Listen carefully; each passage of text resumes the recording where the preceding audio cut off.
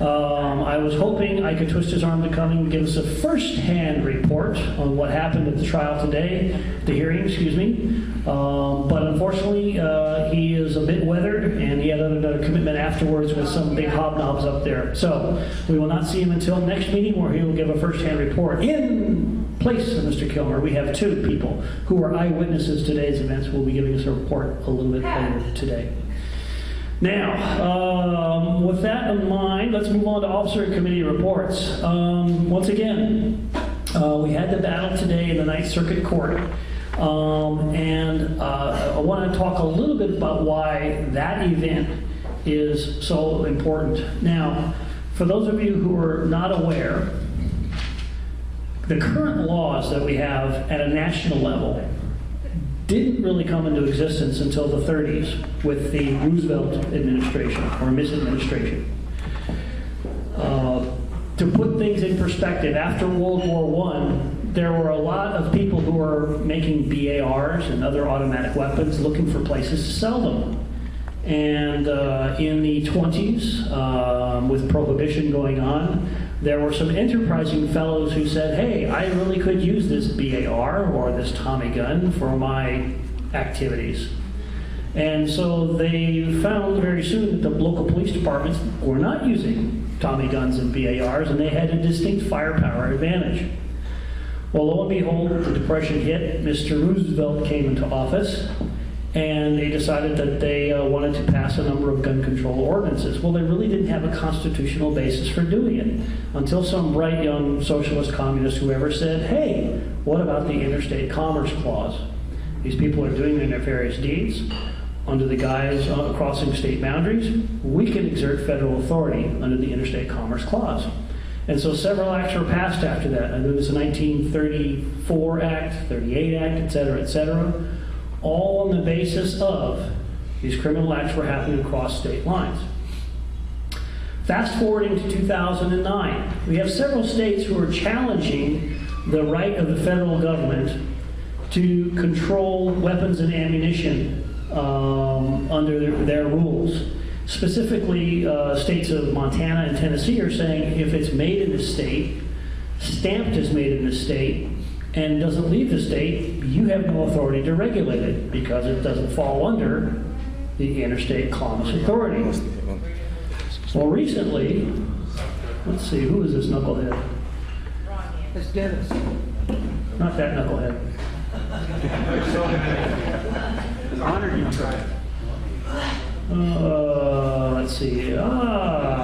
This is the Assistant Director to the Bureau of Alcohol, Tobacco, and Firearms, who was submitting an official letter to the state of Tennessee for their act to declare that the federal firearms laws were invalid within the state lines as long as the weapons were stamped made in Tennessee and the transaction happened in Tennessee.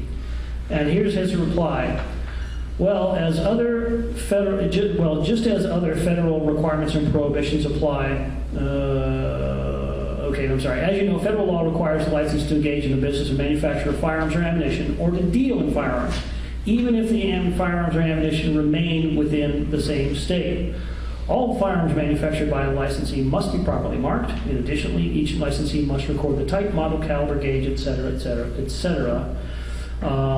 These, as well as other federal requirements and prohibitions, apply whether or not the firearms or ammunition have crossed state lines.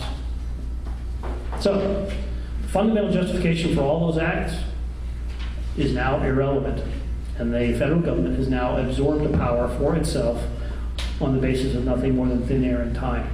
This is why cases that go on at the state level with federal courts, Ninth Circuit, et cetera, are so critically important. Please, if you do nothing else, pay attention to what's going on those issues. And remember, once the government gives itself the right to do something, it gives itself the right to ignore the foundation for everything that's done past that. Not good stuff. And enough for hot air from the president. We will now move on to hot air from the vice president, Mr. Fred Hoot.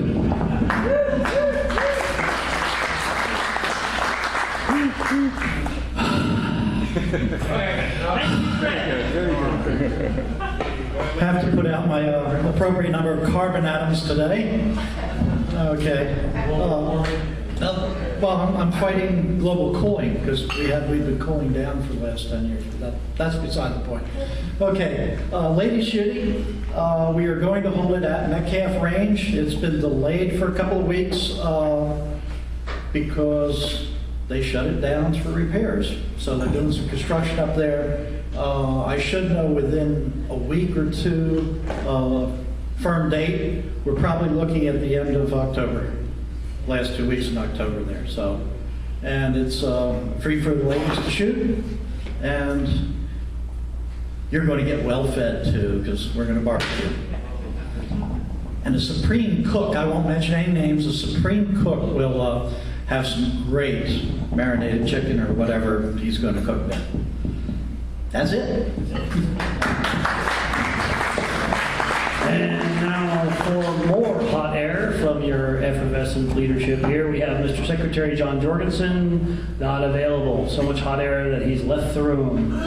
Floated away, that's right. And Mr. Treasurer, Mr. Darren Baker. Mr. Baker.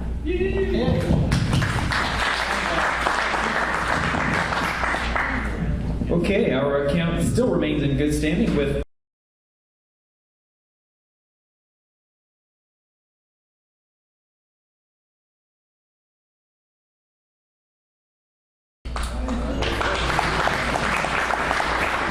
Thank you very much, no money bags. And PR, Mr. Stephen Montfort, do you have anything for us? You know, there's a rule. If you don't make a report after a certain number of meetings, then you have to do the Pledge of Allegiance. Or your school fight song. No, both. That's right. So, next meeting. Okay, and I think we're done with, oh no, I'm sorry, Mr. Legislative Report, Mr. Jim Berry. Jim Berry.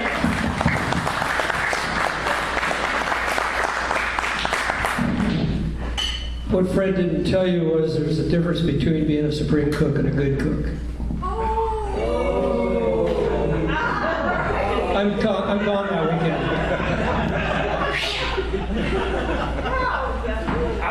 Man, cheap shot. I left my we didn't say which is You want to hear more? I do poetry too.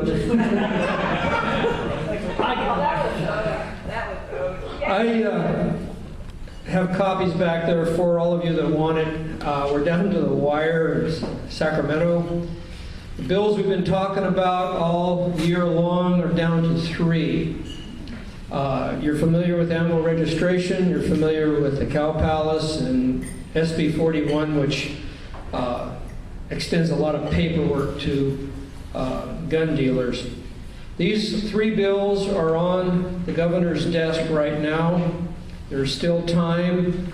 You can fax them, you can phone him, or you can email him. It's all right here. If this email does not work, go to the Gun Owners of California's website, or for that matter, you can go to Members Council, California Rifle Pistol Association. They all got links that go to the governor's office on the email, and you can fill it out that way. Point to no on the phone calls. You will get a busy signal during the middle of the day once you make one phone call on one phone. So if you make one on your business phone, make the next one on your cell phone and you'll get through, because they do not have a button to say to go to all 3 of these bills. They start off with this bill for Harvey Milk. I hit delete, and it went to, because I wanted to go to 962, and then I was on busy signal for about 2 hours before I could get through again. But you can get through.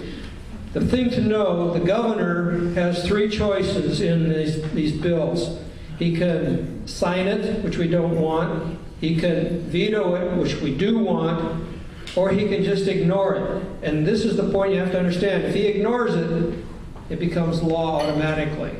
And he does not, from what I understand, want to be a bad ogre as he goes out of his governorship at the end of his term. So we don't know what he's going to do on that. I got a notice from Gun Owners California today that there have been an awful lot of emails and phone calls to his office expressing to vote no on all three of these bills. So if you haven't yet, there's still time. Tomorrow, please do it. Jan, I got through twice today, because you can only vote on the same phone? on the same phone. How much time involved between calls? Oh, about 5 minutes. You must you hit I it. just kept hitting the redial. Oh, yeah. Yeah, I did it for an hour and a half, and it didn't do it on the home phone. When I went right to my cell phone, it went right through. I was surprised I got through. Yeah, and my son, I had him call up on his cell phone, went right through. So I don't know what it is, but keep trying. This is what we have to do. She's got ID block, so they can't recognize her as calling And them. that might be. Same with cell phones. Yeah, that could very well do it. If these bills go through, they're like the micro stamping. Gets on. I don't know why Moonbeam comes to my mind, but he's going to be running for governor again, and with that kind of thinking, that's the kind of laws we're getting in there, and who knows what's going to be if he becomes governor again, and we go through this. We're going to have more of this stuff where it's smoke in the wind, and it doesn't mean anything. Micro stamping still does not exist. The technology's not there, yet it is a law, and how they're going to implement it to this day they don't know. And this ammo registration, it's more smoke and mirrors. The cow palace, it's a big loss of income to the state, yet these people have got the other idiots up there convinced that it's the right thing to do. We got to keep on them and have the governor veto all of them. And with that, that's all I've got, Mark. Please grab one of these and you can use it, Gordy. One important little detail about the cow palace bill, it's not just a cow palace.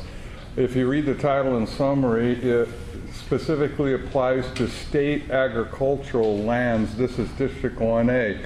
What's valid in District 1A will also be valid in all state agricultural lands, which means that farmers that are using leased land from the state or that have a loan from the state cannot use a firearm, transfer, own, or sale firearm on that property. That is correct, yeah. That's something that Sam has been trying to really expound to everybody else, that it's not just the cow palace, it goes far beyond that. That's all I got. Thank you, Sir Jim. All right, okay, we're done with the hot air section of the meeting. Now let's get to the really good stuff.